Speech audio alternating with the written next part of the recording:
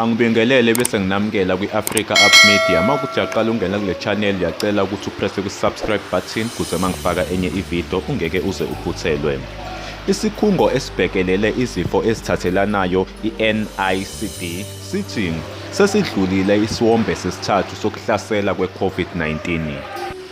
Isikhungo sisho kanjena nje abantu abahaqwa ileli gciwane bangu-962 emahoreni amabili nosekuholele ekutheni isibalo sikhuphukele kubantu abangu-2,896,942 abatheleleke ngaleli gciwane, lokho okusho ukuthi u-5% wabantu asebetheleleka ngaleli gciwane ngosuku.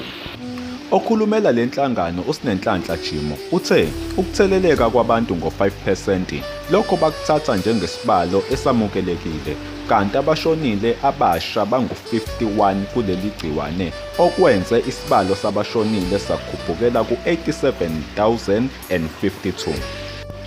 Yize ikhona injabulo ngokudlula kwesiwombe sesithathu, kodwa lusekhona uvalo lokuthi isiwombe sesine sisengasheshe sifike njengoba imikhankaso isaqhubeka yokhetho lokuvota kanti nabantu bengafuni ukugoma nabanye bengafuni ukufaka izimfonyo.